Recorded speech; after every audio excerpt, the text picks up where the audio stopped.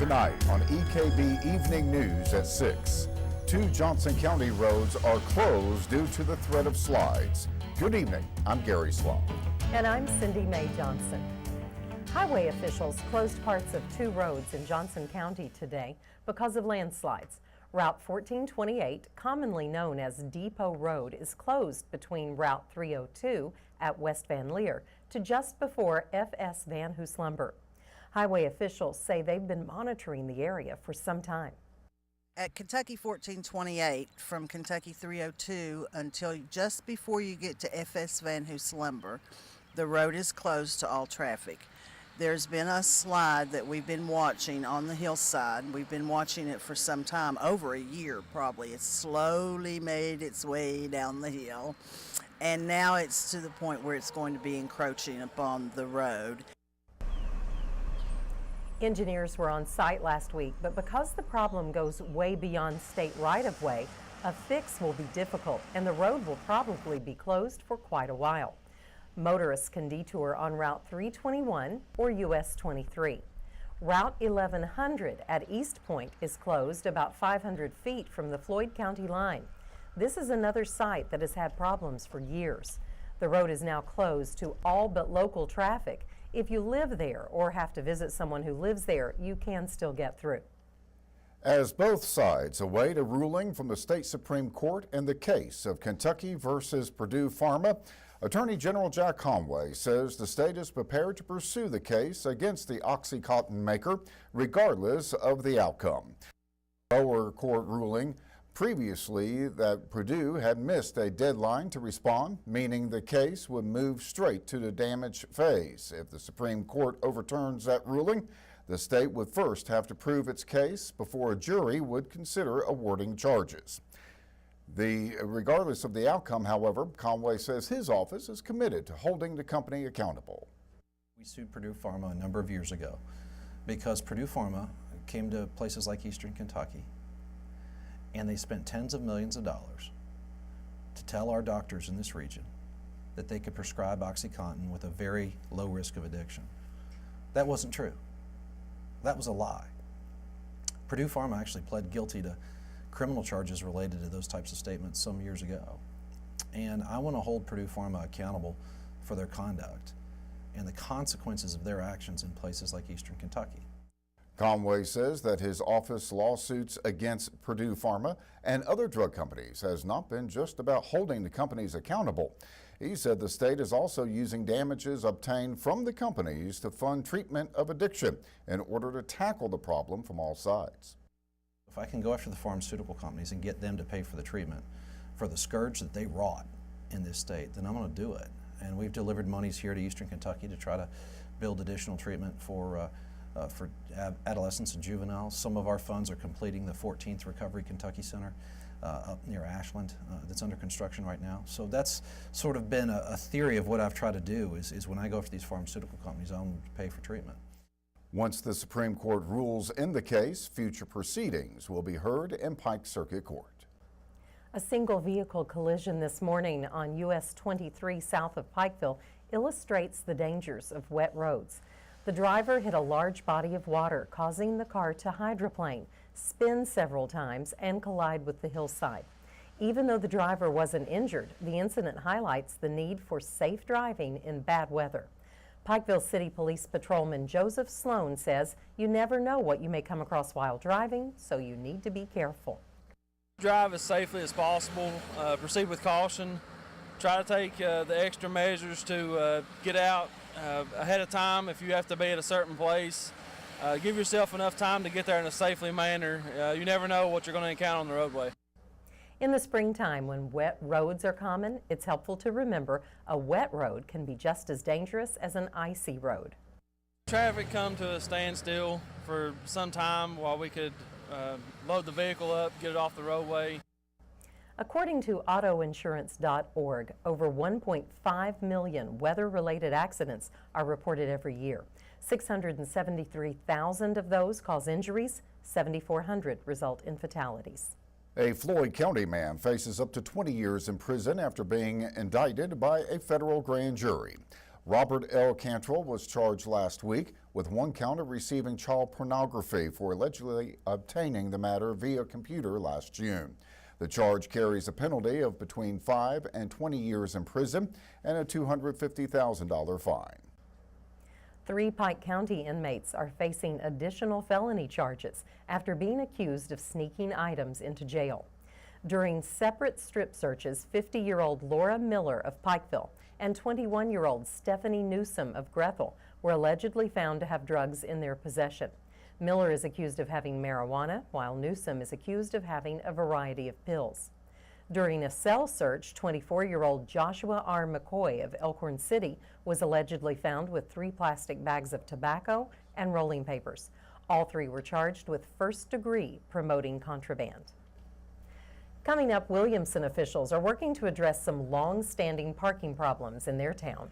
And if you ever wanted to be a superhero, you'll have your chance this weekend. Find out how in 2 minutes.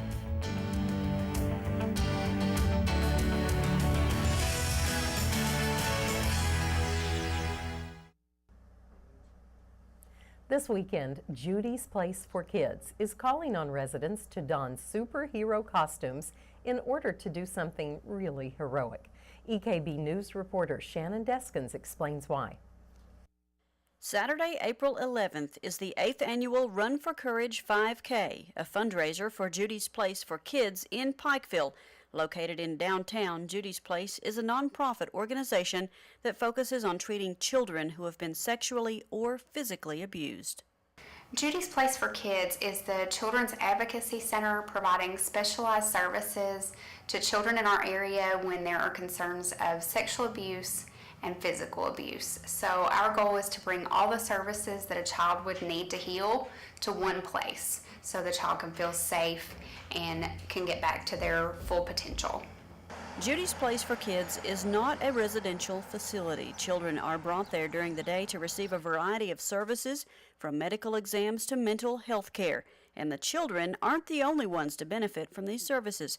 Prosecutors and law enforcement officials say that many more abuse cases have been prosecuted in our region since Judy's Place for Kids opened.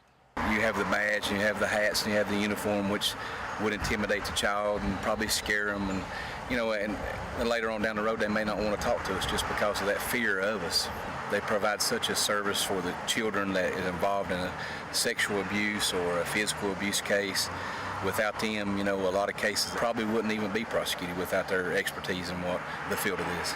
Saturday's 5K is a big fundraiser for Judy's Place, and everyone is encouraged to come out and show their support. Kretzer said community support and donations allow them to continue to help these children heal. We couldn't provide the services that we provide to children and families without fundraising. And the support of the community makes a huge difference in what we're able to offer to every child who comes through our doors. Kretzer said they hope to raise over $18,000 from Saturday's 5K. Registration starts at 7 a.m. in downtown Pikeville, and the run will begin at 9. For EKB Evening News at 6, I'm Shannon Deskins. The Williamson City Council is hoping to settle a parking issue in the city.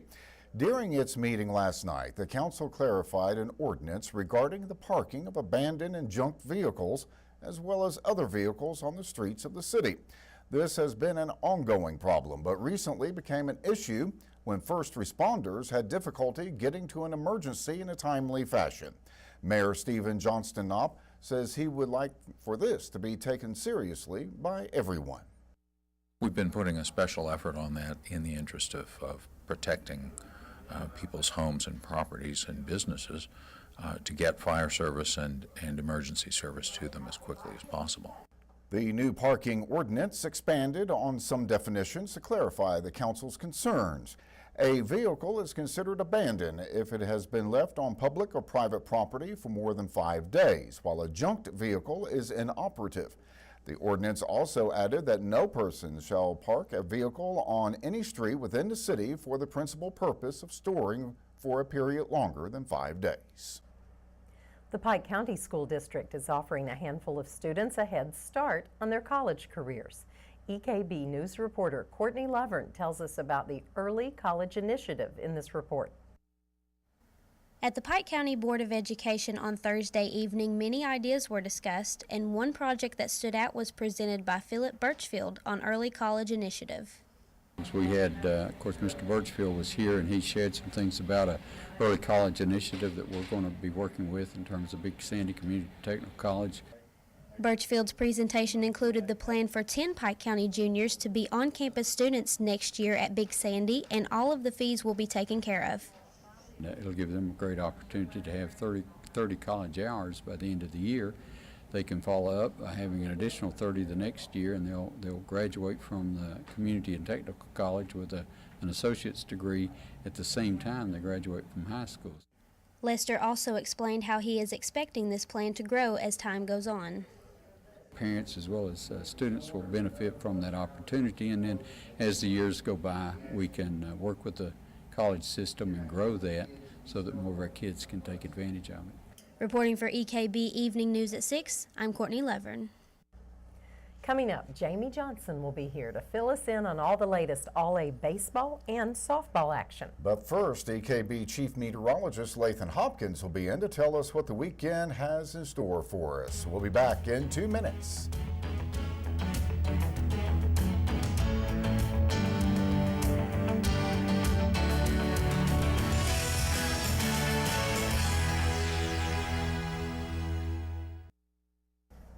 I don't know if you guys have been thinking about it, but arc building seemed like a good profession. That's right. Over the past week or so, we cannot get out of those daily threat of showers and storms, but finally things looking up just in time for the weekend. Doppler Radar showing just what everyone wants to see. Dry conditions across all of eastern Kentucky, western West Virginia, southwest Virginia. Of course, that was not the case a little bit earlier today. We had that heavier rain move through just in time for the morning commute. And now that front that brought that heavy rain is moving off to the east. We still have a few clouds to deal with through the rest of this evening and overnight tonight, but all in all, things are shaping up to look pretty nice, especially tomorrow and Sunday. I want to show you some of the video. This is from our very own Ronnie Hilton. Shot this a little bit earlier. It's a time lapse of the showers and thunderstorms as they move through. And notice all the color starting really to show up. The days are getting longer. Temperatures this week, 70s and 80s. Absolutely beautiful shot this morning. This was over at the airport, I believe, here in Pike County. All right, let's talk about temperatures. Still very, very nice. 69 degrees right now in Pikeville. We have 70 in Williamson, 67, I should say, in Inez, Prestonsburg, as well as Paintsville and Logan. 61 right now in Dorton. The Almanac for today, the official high went down at 73 degrees. That was at 4 o'clock this morning. The low of 56, that was at 11 o'clock this morning. Totally flip-flop from what we normally see. Normal high 67 and 45. Picked up about 3/4 of an inch of rain officially at the National Weather Service office in Jackson. That puts us up more than 5 inches for the month and 6 inches of rain above average for the year. Sunrise tomorrow morning 7:02, sunset at 8:02. We've hit the 13-hour mark for daylight starting tomorrow. Satellite and radar composite shows the storms now moving off the east coast. What do we have to deal with this weekend? Well, you have to look to the west. Not a lot going on. We have one little disturbance that will move by to our north overnight tonight. Other than that, high pressure will be moving in. Overnight lows tonight will be back down into the 40s, so cooler than what we've had over the past several mornings. But notice, once that high pressure moves closer, our winds tomorrow still from the north, so we will remain in the 60s for highs. But by Sunday, high pressure moves off the east coast, our winds turn in from the south, and here comes the warmer temperatures back. By Sunday and Monday, temperatures will be back in the upper 70s, as a matter of fact. The pollen count for tomorrow, well, back into the high category. You had a little bit of a break today thanks to those showers and storms.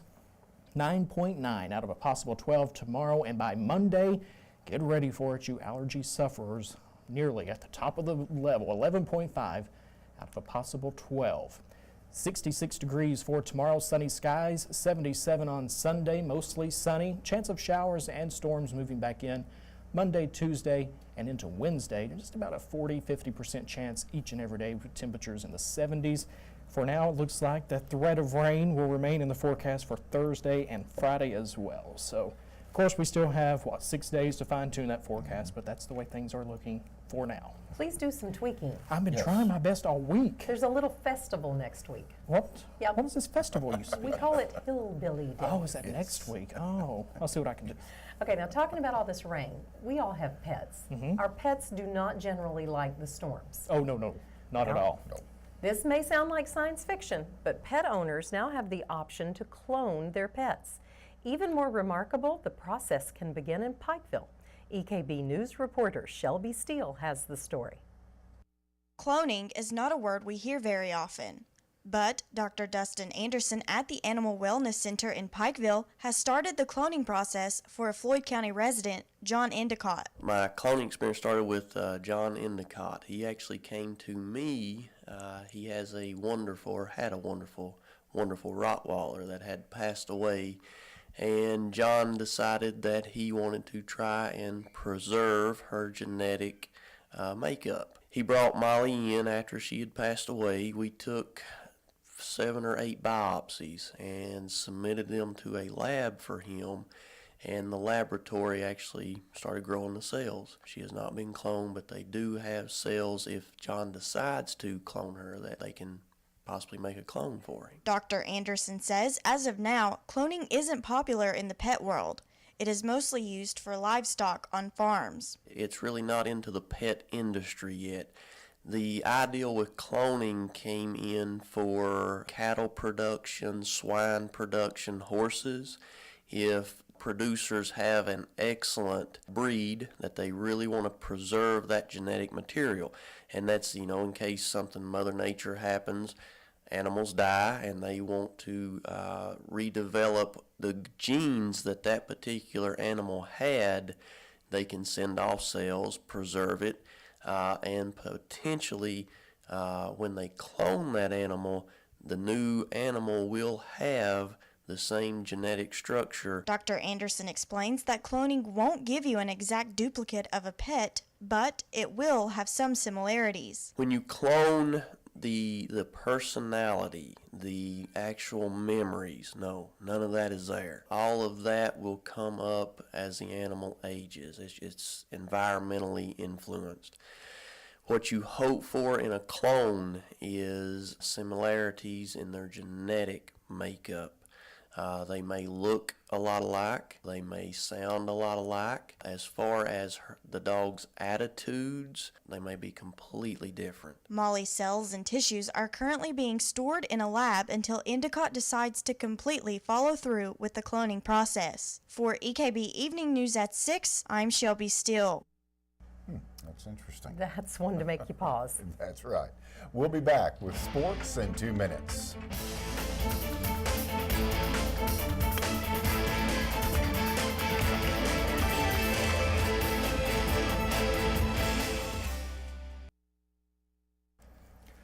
Well, baseball, softball in full swing. The Reds doing great. Oh, it's going to be a good time. My favorite time of year. I love baseball. We got some games in last night down in Inez. Some big games, some big blowouts, but also some that came right down to the wire. As we look at the action, is if you enjoy the local highlights, you found the right place. EKB Sports covered the 15th Region All-A Classic semifinals last night in Inez. We'll get to things started here on the softball field with Betsy Lane facing Sheldon Clark. The Lady Cardinals trying to avenge an early season loss to Betsy Lane. Let's go to the top of the 6th inning. Sheldon Clark leading 2-1 with a 6-4-3 double play. If you're scoring at home or even if you're alone, that would end the frame there. Bottom of the 6th inning, flashing some leather. Betsy Lane center fielder Emily Kidd giving chase, reels in what should have been a double for Carla Mullins. She made that look so easy. And Mullins, she's just smiling about it. You can't help it. One last chance for Betsy Lane. Pop out here to third. Backpedaling catch made by Sheldon Clark's Hope Lafferty. Nice job. And now it's down to Emily Kidd with the whiff.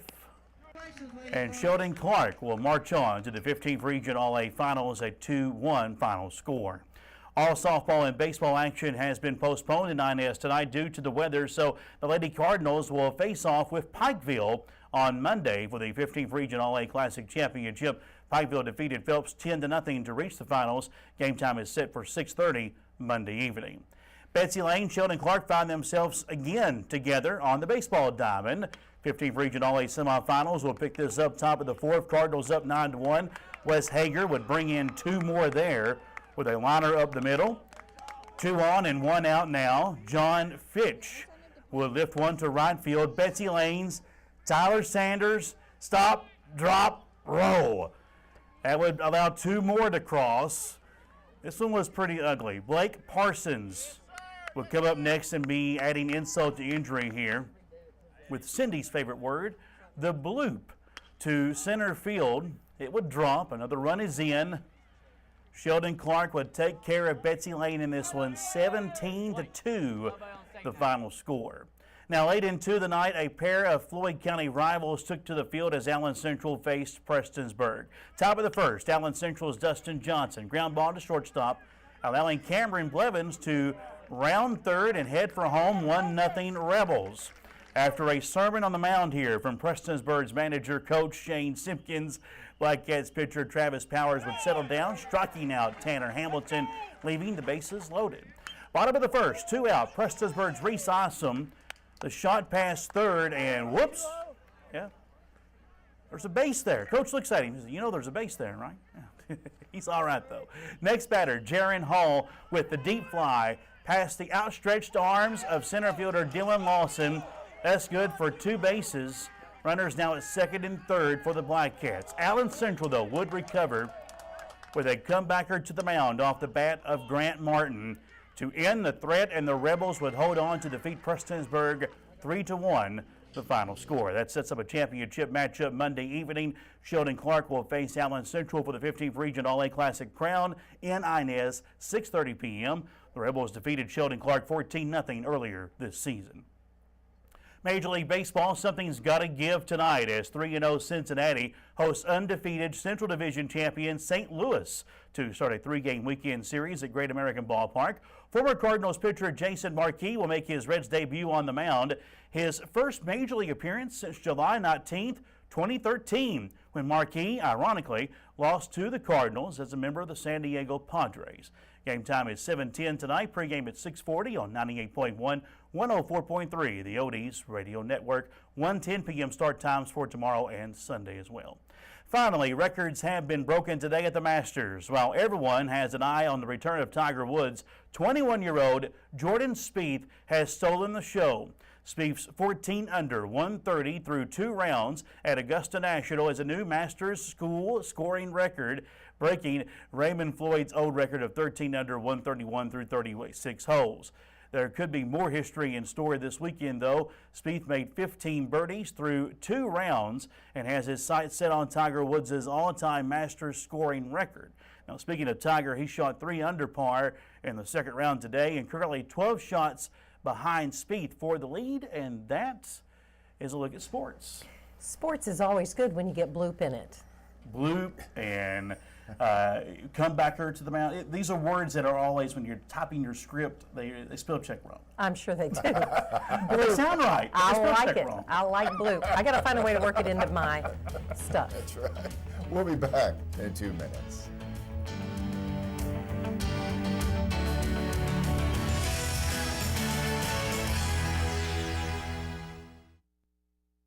Well, the weekend's here, Lathan, weather-wise. It is, and it's looking like a very nice weekend. Temperatures tonight on the cooler side, 45 degrees, 66 for tomorrow, sunny skies, but 77, mostly sunny on Sunday. Get out and enjoy it. I like the sound of it. And I like the sound of getting out and enjoying springtime in Kentucky. Yes, sir, yes, ma'am. And you know what? It's Bluegrass and Pack Roads. We finish here on this newscast. Coming up. Well, that will do it for tonight's EKB Evening News. Remember, you can get more local news anytime by tuning to the stations of East Kentucky Broadcasting. You can follow EKB News and EKB TV on Facebook and Twitter. We're going to leave you tonight with some beautiful images of springtime in Kentucky. Good night. Thanks for watching and have a great weekend.